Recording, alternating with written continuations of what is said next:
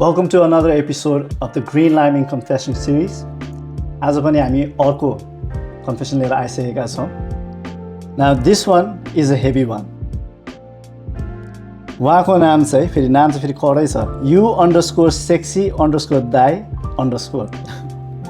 अनि confessionको टाइटल छ Burdened with financial responsibility to build house. How he starts this long story short.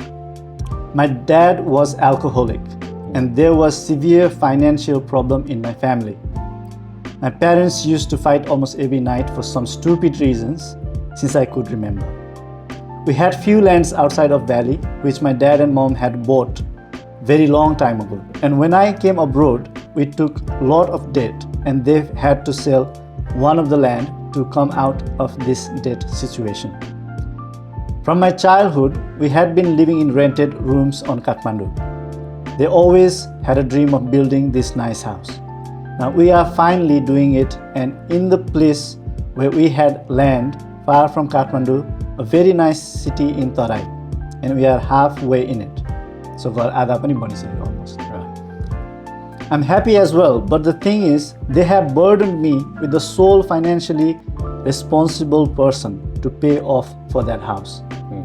I don't have any problem helping my parents, but I have to look for my future as well. I have zero savings, credit card debt that's been piling up, rent, groceries. I have to work on getting PR to secure my future. Plus, I have to save for my marriage. I asked my mom if we could sell small chunk of land to pay off for house.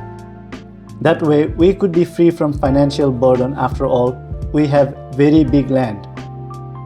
And it can't hurt selling a small chunk.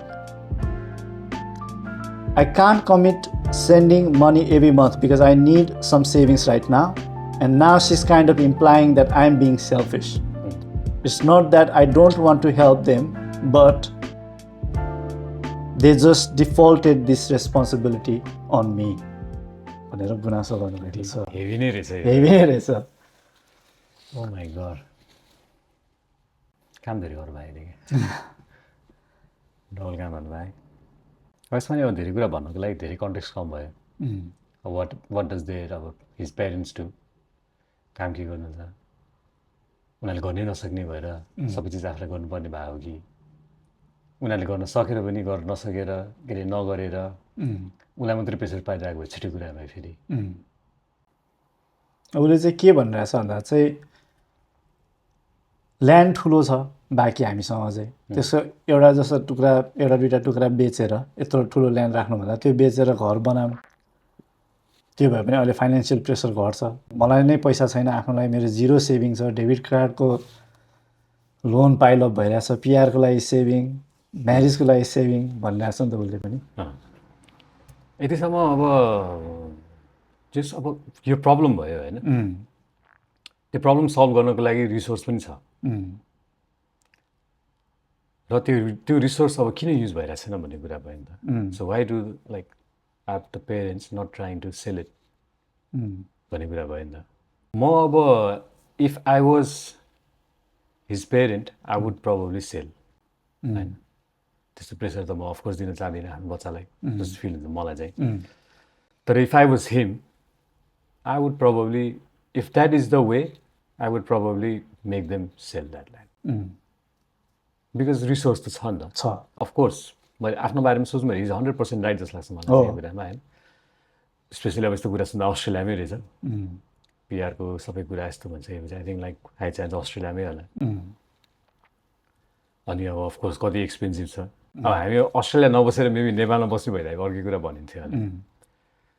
Because of झन् we know how hard and how difficult it is here. Of course अब resource हुँदा हुँदैन why are they not doing it भन्ने कुरामा सोच्नु परिरहेको क्या मलाई चाहिँ. I don't want to say like हुन्छ नि यस्तो बाउ आमा भनेर चाहिँ भन्नु खोजेँ होइन. तर मेबी अब देयर कुड बी रिजन्स अब लाइक कति मेहनत गरेर जम्मा गरेको जग्गा थियो होला, के थियो होला, किन बेचिहाल्नु भन्ने टाइपको सोच हुन्छ नि त फेरि बाउ आमाहरूको. फेरि त्यस्तो त हो नि, छोरा छ यत्रो गरेर पठायो, अलिकति बेचिसक्यो तेरै विदेश जानको लागि होइन पहिला पनि त जग्गा बेचेर नै अस्ट्रेलियाको ऋण तिरे अरे होइन त्यही त भने चाहिँ अब घर बनाउनलाई पनि जग्गै बेचेर घर बनाउनु तँ के काम लाग्यो भन्ने टाइपको एउटा पनि त बाबुआमाकोबाट त्यस्तो आउँछ। त्यस्तो पनि त हुने भइहाल्यो नि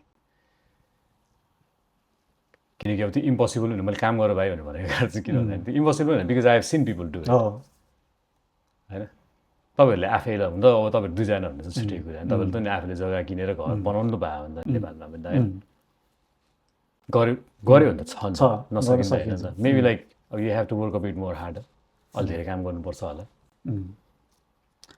डबल काम गर्नु Circumstances हेर्नु पऱ्यो अब पिआर हुनु लाग्छ भने चाहिँ अफकोर्स कलेज सकिसक्यो होला खै हामीले कलेज भएर पनि हामी हप्ताको 70 घन्टासम्म काम गरेछौँ 70-75 घन्टा काम गरिरहेको त्यति बेला बाबुआमा हो अब अभियसली कहिले कहिले बाबुआमाले त्यस्तो गरिरहेको पनि हुन्छ त सेल्फिस भयो यो भनेर उनीहरूको आफ्नै एजेन्डा पनि सेल्फिस भनिरहेको पनि अब हुन्छ। भनेको छैन जस्ट इम्प्लाइङ मात्रै भनेको छ नि त इम्प्लाइ गरिरहेको छ भने लाइक ओ मेबी हुन्छ नि अब तैँले गरेनस् भने दोष पनि दिएको छन् पेरेन्ट्सहरूले तर लाइक अलिकति जताइ चाहिँ रहेको छ कि तैँले जताइ चाहिँ गर्नुपर्ने थियो तैँले गरेर छैनस् छैन। भनेर चाहिँ हल्का कुराहरू गर्दाखेरि त्यस्तो टोनले भनिरह होला के भइरह होला त्यसरी फिल मात्रै त भएको हो म थियो भने चाहिँ के गर्थेँ भने I would send them money तर I wouldn't take the sole responsibility of building the house अनि चाहिँ के भन्थ्यो भने ल ठिकै छ मैले गर्नुपर्छ म बुझ्छु मैले यति चाहिँ गर्न सक्छु भनेर एउटा पोजिसनमा आफू पुगेर एउटा सर्टेन अमाउन्ट अब मन्थली कति पठाउनु पर्ने हो के हो त्यो आफूले पठाउने तर म सोल रेस्पोन्सिबिलिटी चाहिँ म लिन सक्दिनँ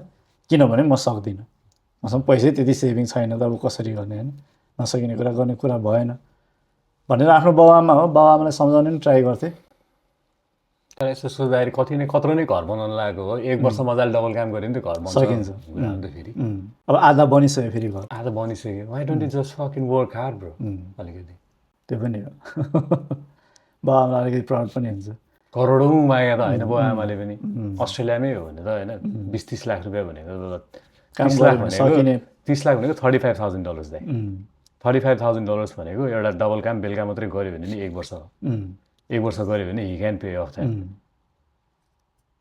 आफ्नो फुल टाइम काम शुद्ध गरेर एक्स्ट्रा दिनको 4 घन्टा हप्ताको 15-20 घन्टा मात्रै डबल गऱ्यो भने त्यो पैसा चाहिँ you can like you can make possible it छ पोसिबल छ नि त बाटो त छ नि त भन्ने कुरो if you are watching this bro go find another job and work hard bro क्या जोस आइरहेको मलाई हुन्छ नि होइन त्यस्तो सिचुएसन छ भने लाइक अब अफकोर्स अब हामीले अब यहाँनिर बसेर भन्न सजिलो छ त्यही अगेन अब आफ्नो सर्कमस्टान्सेस त आफैलाई थाहा छँदैछ त्यसको रियालिटी हेर्ने अनि these are just perspectives perspective अनि तर इम्पोसिबल पनि त छैन नि त they are not putting him in a trap गर्नै नसक्ने कुरा त होइन कस्तो कस्तो मान्छेले गरिरहेछ and I have actually seen people do it भनिसकेपछि you can also do it भन्ने कुरा मैले आफैले चाहिँ गरेको छैन अब त्यस्तो भन्नु मिल्दैन होइन तर I have seen people do it होइन काम गरेर नेपालमा घर बनाएर बाउ आमालाई राखेर अझै यहाँबाट खर्च पठाएर आफूलाई पनि टेक केयर गरेर एउटा सर्टेन लेभल अफ ग्रोथ भनेर सोचेर सबै चिज हिँडिरहेको मान्छे पनि देखेको छु मैले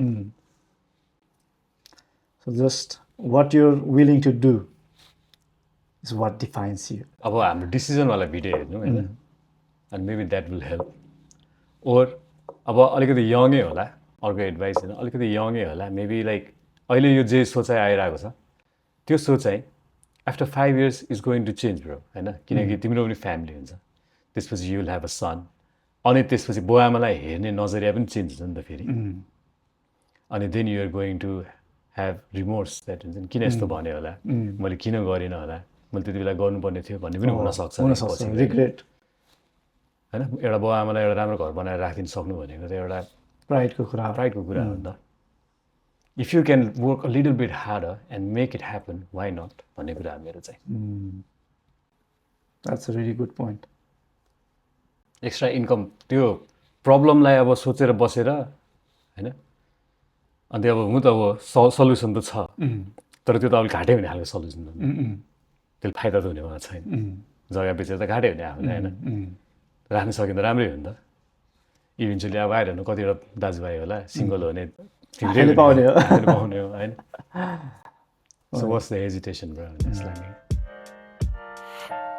so what do you think अब यो भिडियो हाम्रो भ्युजहरूलाई पनि हेरिरहनु भएको छ भने कस्तो लाग्छ, तपाईँहरू भएको भए के गर्नुहुन्थ्यो होला भनेर we would like to know. Please comment गर्नुहोस् होला, लाइक गर्नुहोस् होला, मन परेमा सेयर गर्नुहोस् होला. Thank you.